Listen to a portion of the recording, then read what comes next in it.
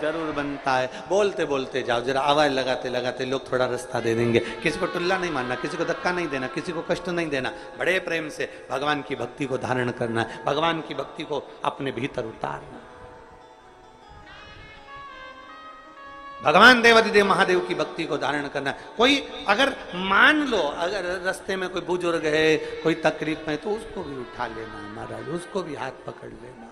और मैं तो तेरे ही भरोसे बाबा, तेरे ही भरोसे हवा बिच उड़ती जावांगी बाबा, डोर हटो छड़ीना मैं कट्टी जावांगी। भोले मैं तेरी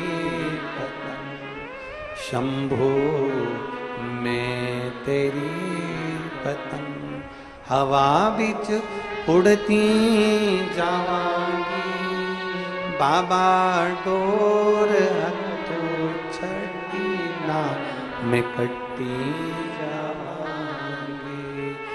मैंने तेरे ही भरोसे बाबा, तेरे ही भरोसे हवा बिच उड़ती जावांगी बाबा, डोर हथो छड़ीना मैं कट्टी जावांगी। भोले मैं तेरी शंभु मैं तेरी।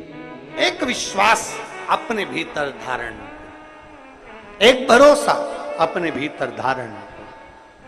जब एक विश्वास, जब एक भरोसा अपने भीतर हो तो परमात्मा क्यों ना मिले। माता उमा भगवान महेश से कह रही हैं, प्रभु आप कहां रहते हो, आप कहां रहते हो,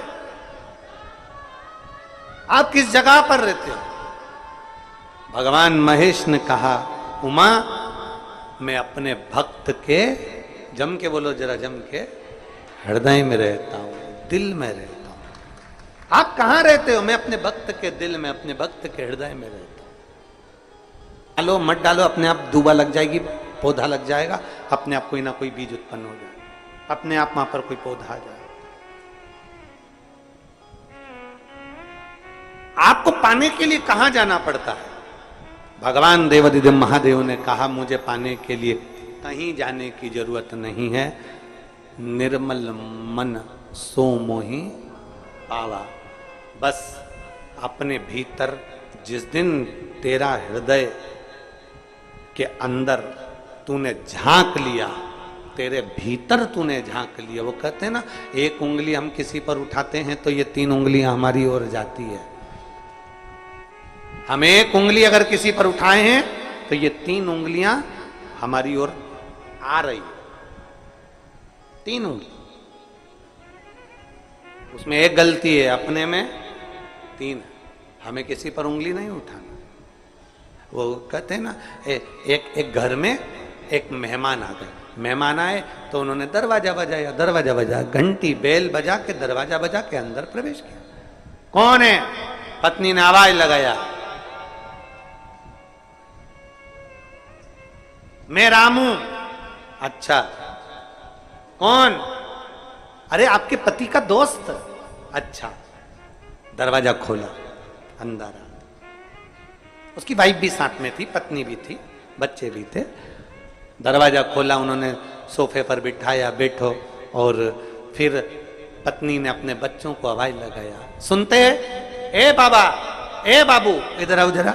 बच्चा दौड़ कर आया, हाँ मम्मी, जा तेरे पापा को जाकर सूचना दे, उनके दोस्त आए। देख क्या पापा कहां है, जरा बोल कर। बच्चा दौड़ा, बच्चा गया। उसके पीछे पीछे बच्चे के साथ में घर में कुत्ता भी रह रहा था, वो भी। अब दोनों पापा को सूचना कर दी है, दोनों आ गए। कौन कौन आ गए? वो बच्चा भी, जम के बोलो, जम के तो बोलो, कुत्ता, दोनों आ गए। अब बच्चा आया तो बड़े आराम से अंकल से बात कर रहा, और कुत्ता आया ना तो वो तो बहुत हाँप रहा। कुत्ता ऐसा हाँप रहा, ऐसा हाँप रहा, ऐसा हाँप रहा, उसकी तो जीवान निकाल के हाँपड़ी भराई चली, भराई चली, भराई चली। अंकल ने पूछा, तुम दोनों आ रहे थे, तू हाँप नहीं रहा बेटा, और ये कुत्ता इतना क्यों हाँप रहा है?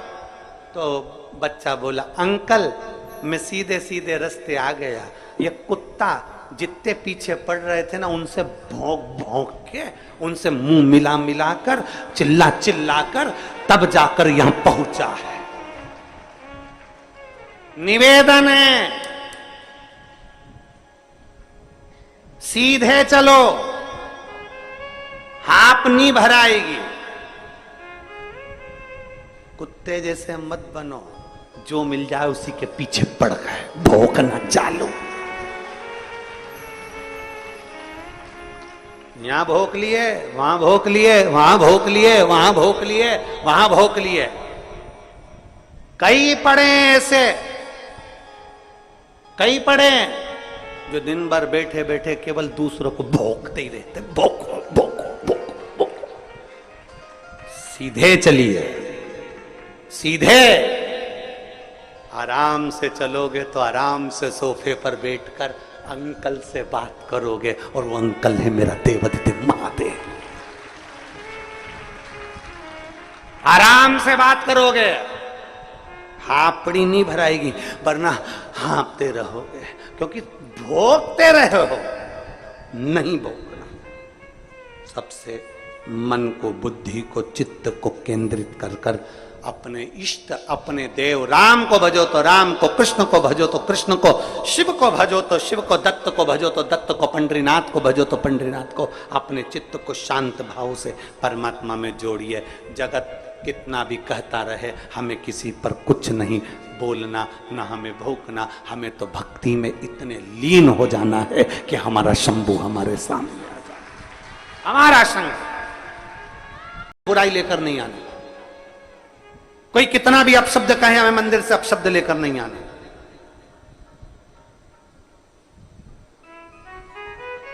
शरीर क्या है? अरे जम के तो बोलो, शरीर क्या है? दुकान। जीवान क्या है? दुकान का ताला। दुकान बंद रहती है तो मालूम नहीं पड़ता ये काय की दुकान है। बोलो सही है कि गलत है? दुकान बंद रहती है, मालूम नहीं पड़ता ये काय की दुकान है। दुकान का ताला खुलता है ना, तब मालूम पड़ता है कि दुकान काय की है। शरीर दुकान है, जीवान बोलो बोलो जम के बोलो जरा, ताला है। जब ये ताला खुलता है, जब ये जीवान बोलती है, तब मालूम पड़ता है कि सोने की है, चांदी की है, हीरे की है कि कोयले की है। बोलने से मालूम पड़ता है कि व्यक्ति कैसा है। बोलने से मालूम पड़ता है कि इसकी दुकान में माल कैसा है, इसके अंदर कोयला भरा पड़ा है कि सोना भरा पड़ा है। उसके बोलने से मालूम पड़ता है, बोलने से। इसीलिए हमारा शास्त्र कहता है वाणी ऐसी बोलिए। तुम लोग बोलो जरा अच्छे से, वाणी ऐसी बोलिए जो मन का आता खोए। पर आज के जमाने में वाणी ऐसी बोलिए जो जम के झगड़ा होए, पर उससे मत बोलिए जो तुमसे तगड़ा। ये जीवान हमारा ताला है, खुलता है, मालूम पड़ता है कैसा है।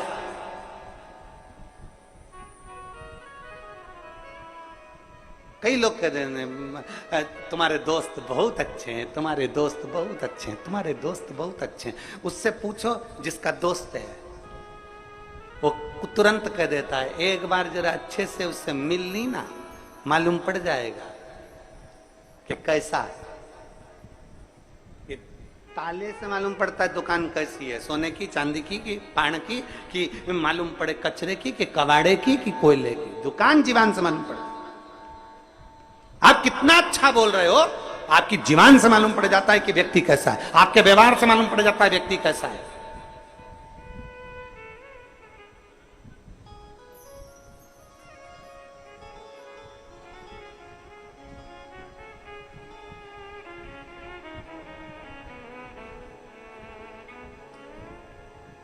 आपकी जीवन बता देगी कि आप वाणी ऐसी बोलिए। और निवेदन है आप सबसे, जितने शिव महापुराण की कथा को आस्था चैनल के माध्यम से सुन रहे हैं, जितने फेसबुक यूट्यूब पर श्रवण कर रहे हैं, जितने विठले सेवा समिति के पेज पर कथा को सुन रहे हैं, और जितने पूरे विश्व में बैठकर जहां जहां बैठकर कथा को सुन रहे हैं, उनसे निवेदन है कि जीवन का प्रयोग श्रेष्ठता में करें। श्रेष्ठता, अगर नहीं फालतू बात, अगर तुमको ऐसा लग रहा है कि बहुत जीवान फालतू बात बोल रही है, तो तुरंत उसी समय पर चुप हो जाओ, मौन होकर अपनी दुकान में ताला लगा लो और चुप बैठ कर श्री शिवाय नमस्तो, श्री शिवाय, श्री शिवाय, श्री शिवाय, राम सीताराम, राम नाम, कृष्ण नाम, शिव नाम जिभ्या से उच्चारण करना प्रारंभ। बिदल उत्पल असुर हैं, पार्वती मैया को देखा और देखते से उन्होंने पहला शब्द बोला, जो ये शरीर की दुकान ताले से मालूम पड़ती है, उन्होंने पहला शब्द कह दिया। पार्वती जी को नहीं मालूम कि ये असुर हैं, पार्वती जी को नहीं मालूम कि राक्षस हैं, पार्वती जी को नहीं मालूम कि असुर प्रवृत्ति के हैं। पार्वती जी ने तो जीवान से पहचान लिया, जिभ्या से। पार्वती जी जिभ्या से पहचान गए, जीवान से, जिभ्या से पहचानी मां।